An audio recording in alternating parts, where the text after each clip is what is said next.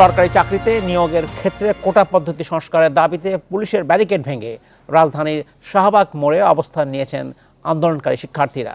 আর কোটা বিরোধী আন্দোলনে ঢাকা চট্টগ্রাম মহাসড়কে পুলিশের বাধার মুখে পড়েছে কুমিল্লা বিশ্ববিদ্যালয়ের শিক্ষার্থীরা।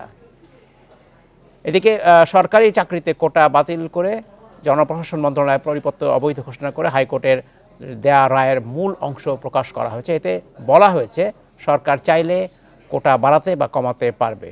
এসব নিয়ে কথা বলতে শাহবাগ থেকে যোগ দিচ্ছেন সহকর্মী নূরে আলম, চট্টগ্রাম থেকে আমাদের সঙ্গে যোগ দেবেন সহকর্মী আহসান রিটন। আপনাদের দুজনকে স্বাগত জানাচ্ছি। প্রথমে যেতে চাই নূরে আলমের কাছে। নূরে আলম, আশা করছি আপনি আমাকে শুনতে পাচ্ছেন। আমি বলছিলাম আন্দোলন আজ বিকাল থেকে সারা দেশেই চলছে। এবার এরই মধ্যে আদালত থেকে একটি রায় এসেছে, যে আদালতের মাধ্যমে বলা হয়েছিল 2018 সালের কোটা বাতিলের যে পরিপত্র, সেই বাতিলের যে রায়, সেটি একটা পূর্ণাঙ্গ রায় এসেছে। আংশিক রায়ও বলা হচ্ছে, সেখানে বলা হচ্ছে যে কোটা রাখতে হবে, তবে সরকারের উপর নির্ভর করবে কোটার পরিমাণ কেমন হবে। সরকার ইচ্ছা করলে কমাতেও পারে, বাড়াতেও পারে। এই প্রেক্ষাপটে আন্দোলনরত শিক্ষার্থীরা এখন কি বলছেন?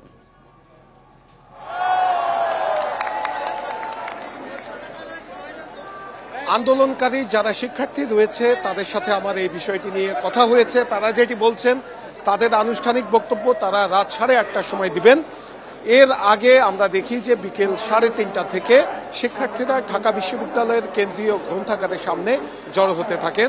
পরে 4টার দিকে তারা বিক্ষোভ মিছিল শুরু করেন কেন্দ্রীয় গ্রন্থাগারের সামনে থেকে। মিছিলটি হলে হলে বিভিন্ন হলের সামনে দিয়ে পুরো ক্যাম্পাস প্রদক্ষিণ করে টিএসসি হয়ে এরপরে শাহবাগ মোড়ে আসে এবং শাহবাগ মোড়ে মিছিলটি যখন আসে তখন আমরা দেখি যে বঙ্গবন্ধু শেখ মুজিব মেডিকেল বিশ্ববিদ্যালয়ের সামনে পুলিশ অবস্থান নিয়েছিল।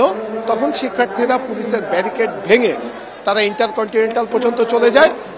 এরপরে যারা আন্দোলনের নেতৃত্বে রয়েছে তারা বলছে, তারা তখন ঘোষণা দেয় যে আজকে তাদের কর্মসূচি শুধুমাত্র শাহবাগ মোড়ে থাকবে, এর বাইরে কর্মসূচি যাবে না। পরবর্তীতে শিক্ষার্থীরা শাহবাগ মোড়ে অবস্থান নেয়। তো শিক্ষার্থীরা যেটি বলছেন, কোর্টের প্রতি তাদের সর্বাত্মক সম্মান রয়েছে। কোর্ট যে রায় দিয়েছে সেটিকে তারা সাধুবাদ জানিয়েছেন, কিন্তু তাদের দাবি নির্বাহী বিভাগের কাছে, নির্বাহী বিভাগ যেন কোটার যৌক্তিক সংস্কার করে দ্রুততম সময়ের মধ্যে একটি ঘোষণা দেয়। সেই সঙ্গে একটি বিশেষজ্ঞ কমিটি দিয়ে কোন কোটা কত % থাকতে পারে, যদিও শিক্ষার্থীরা জানাচ্ছে 3টি কোটার কথা। একটি হচ্ছে ক্ষুদ্র নৃগোষ্ঠীদের জন্য, আরেকটি হচ্ছে প্রতিবন্ধীদের জন্য, আর মুক্তিযোদ্ধা কোটা শুধুমাত্র সন্তানদের জন্য থাকতে পারে। তবে সব মিলিয়ে সেই কোটা 5 ভাগের বেশি হতে পারবে না বলে আন্দোলনকারী শিক্ষার্থীরা জানাচ্ছে এবং সেই দাবিতেই তারা গত 7 দিন ধরে আন্দোলন কর্মসূচি চালিয়ে যাচ্ছেন।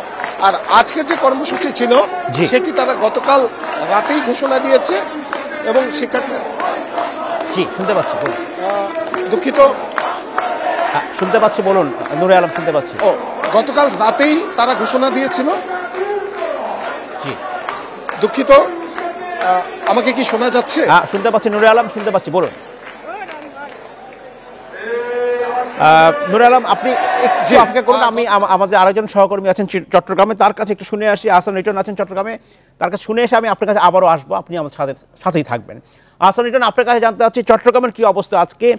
আমি বলছিলাম যে ঢাকাতে আন্দোলন হচ্ছে এবং আদালতের আংশিক রায়ের কথা বলছিলাম। এই বিষয়ে চট্টগ্রামের যারা আন্দোলন করছেন শিক্ষার্থীরা, তাদের কোনো মতামত আছে কিনা, তারা কি বলছেন?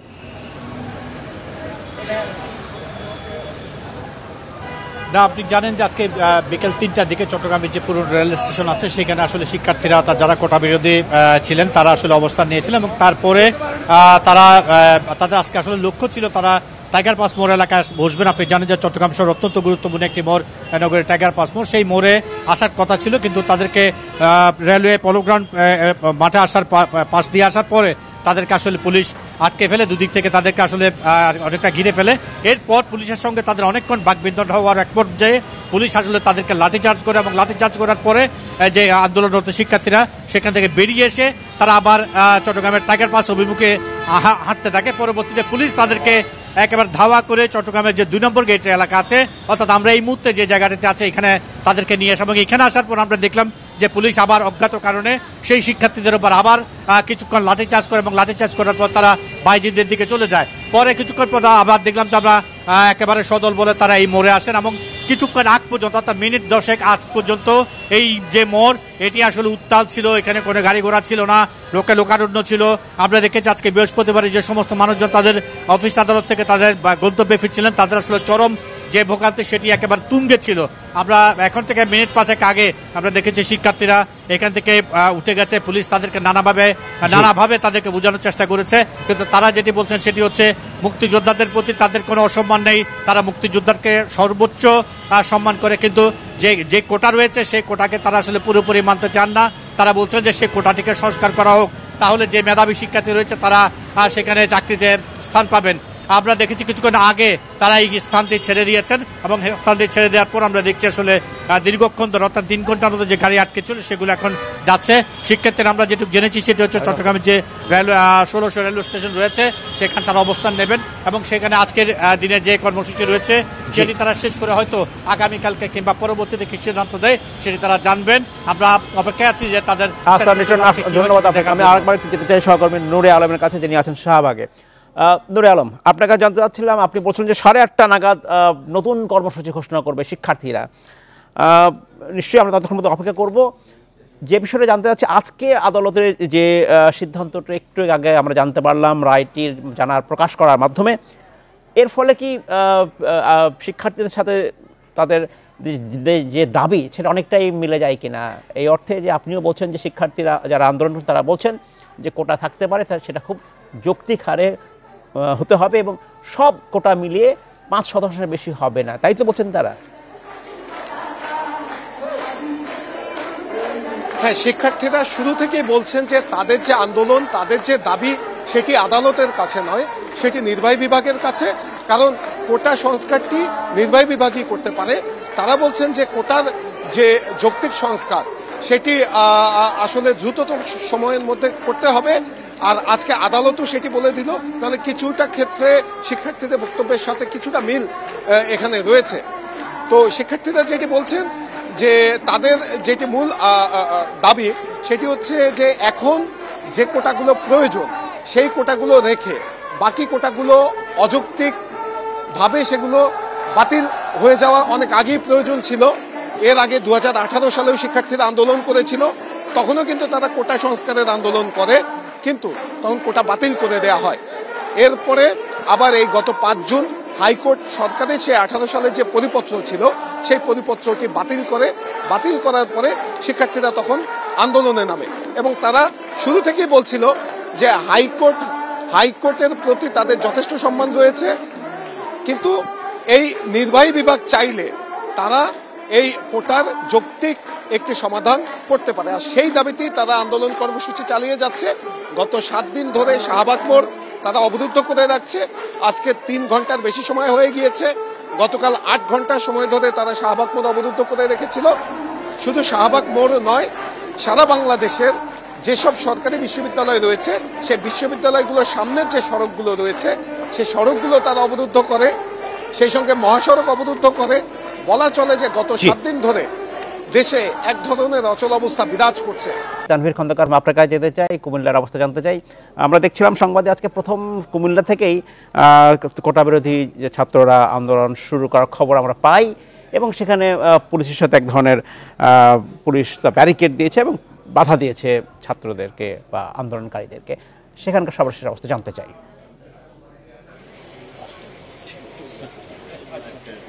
বিকালবেলা যখন বিশ্ববিদ্যালয়ের শিক্ষার্থীদেরকে পুলিশ বাধা দেয় তখনই কিন্তু পুলিশের সাথে ধাওয়া পাল্টা ধাওয়ার ঘটনা ঘটে। শিক্ষার্থীদেরকে ছত্রভঙ্গ করার জন্য পুলিশ লাঠিচার্জ করে। আমরা দেখেছি যে টিয়ার শেলও নিক্ষেপ করেছে। সে সময় আমরা শুনেছিলাম যে তাৎক্ষণিকভাবে শুনেছিলাম যে 8-10 জন শিক্ষার্থী আহত হয়েছে, যদিও শিক্ষার্থীরা দাবি করছে যে এর চেয়ে বেশি শিক্ষার্থী আহত হয়েছে। কিন্তু পরবর্তীতে এই ধাওয়া পাল্টা ধাওয়ার পরও কিন্তু পুলিশি বাধা উপেক্ষা করে শিক্ষার্থীরা ঢাকা চট্টগ্রাম মহাসড়কের কোটবাড়ি এলাকায় অবস্থান নিয়ে অবরোধ চালিয়ে আসছে সেই বিকাল 4:30 থেকে।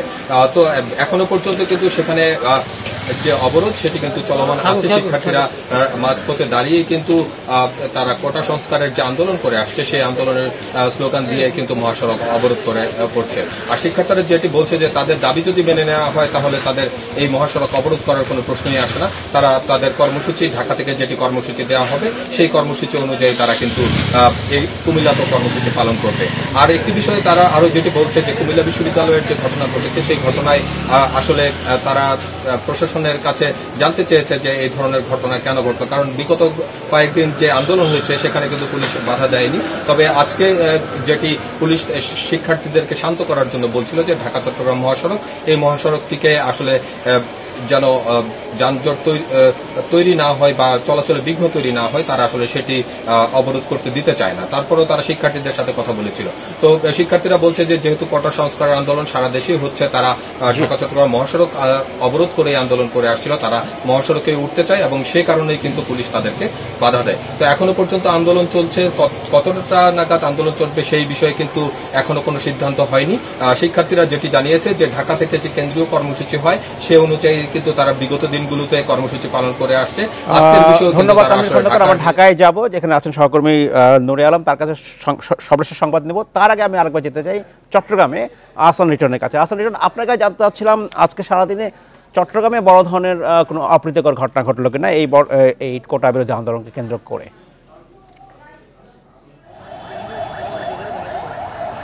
দেখুন, আজকে 4টার পরে চট্টগ্রামের যে টাইগারবাস এলাকা সেখানে আসলে যারা আন্দোলন করছিলেন তাদেরকে পুলিশ অনেকভাবে বুঝিয়েছে তারা যাতে মূল সড়ক থেকে সরে যায়। সেটি না হওয়ার ফলে তারা আসলে শিক্ষার্থীদের উপর লাঠিচার্জ করতে বাধ্য হন এবং এরপরে তারা যখন ব্যারিকেড ভেঙে যখন তারা সামনে পুলিশের সামনে চলে আসে এবং তখন পুলিশ তাদেরকে ধাওয়া দিয়ে এই 2 নম্বর গেট নিয়ে আসে এবং এখানে আরেক পর্যায়ে ছোট একটি লাঠিচার্জ ছাড়া আসলে বড় কোনো রকমের অপ্রীতিকর ঘটনা ঘটেনি।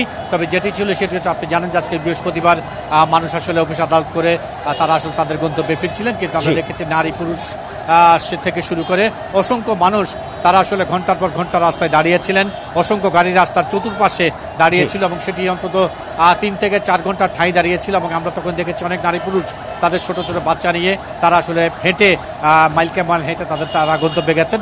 এই বিষয়টি ছাড়া পুলিশের পক্ষ থেকে কিংবা শিক্ষার্থীদের পক্ষ থেকে খুব বেশি বাড়াবাড়ি হয়েছে, অর্থাৎ আমরা যেটা বলি যে সংঘর্ষ উত্তপ্ত পরিস্থিতি সেরকম ছিল না। মোটামুটি পাল্টা দেওয়ার মধ্যে পুরো বিষয়টি। আপনাকে ধন্যবাদ। এবার যেতে চাই ঢাকায়, যেখানে আছেন সহকর্মী নুরে আলম।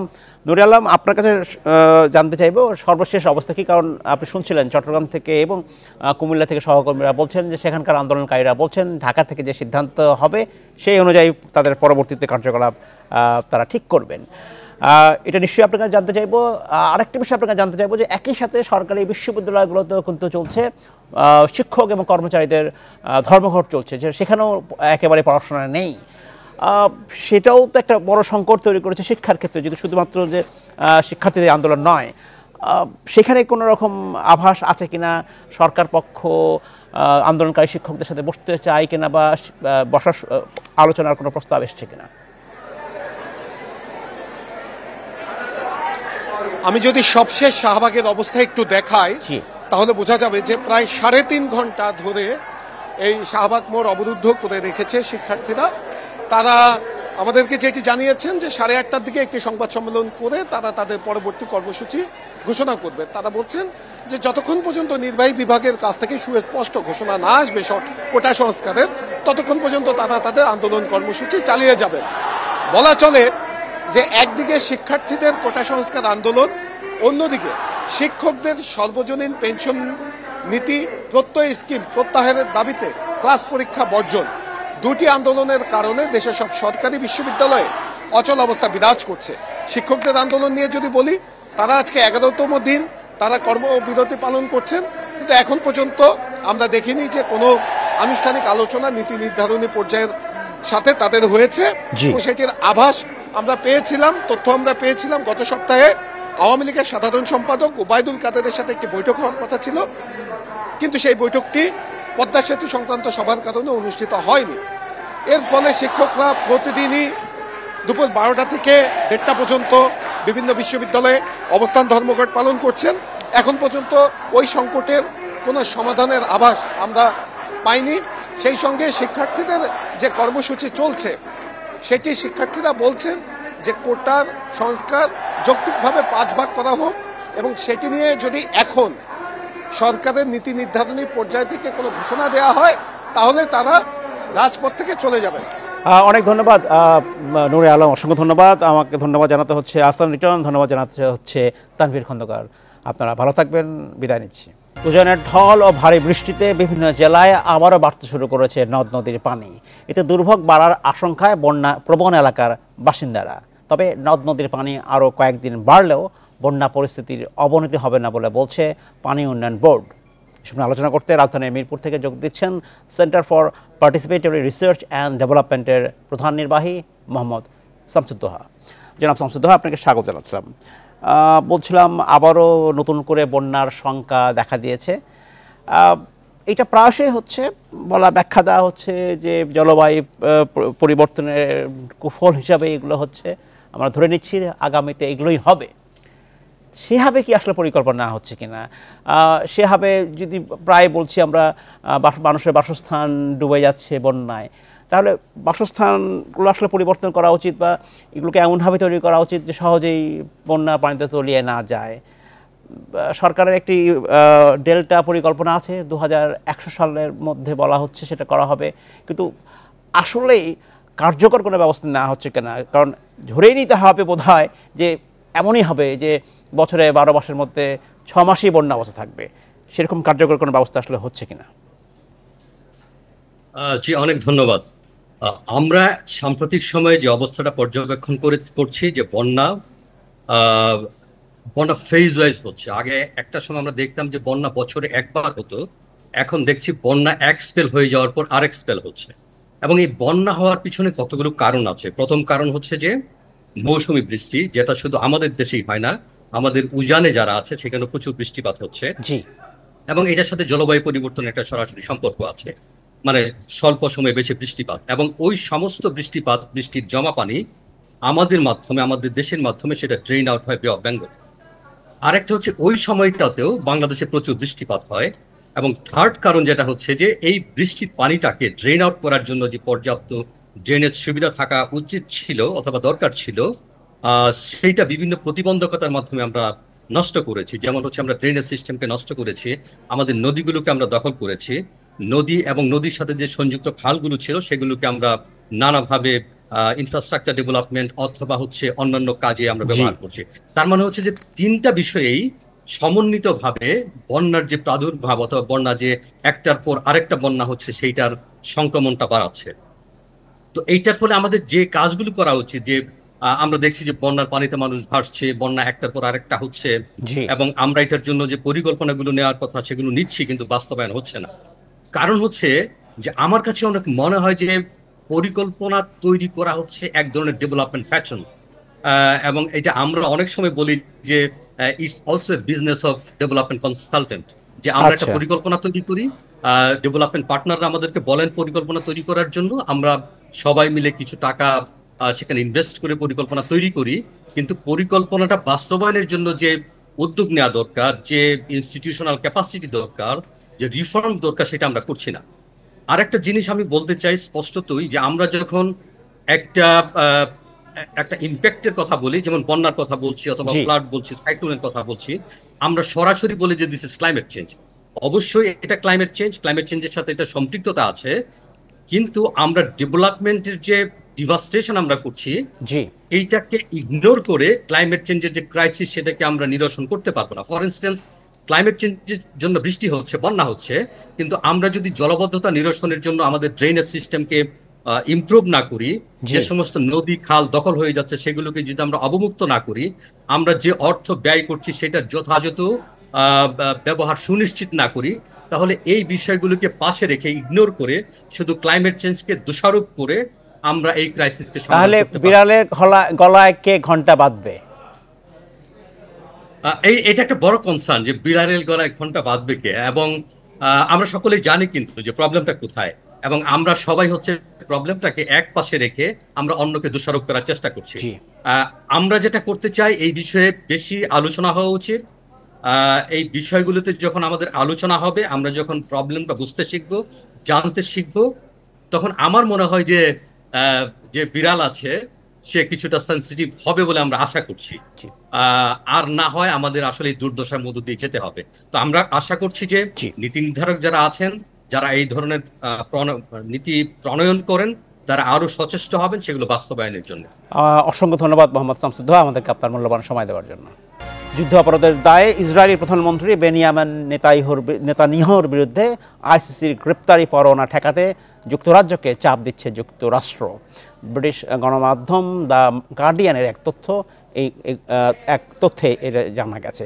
এদিকে গাজার তাল আল হাওয়ায় ইসরায়েলি হামলায় অন্তত 30 ফিলিস্তিনি নিহত হয়েছেন।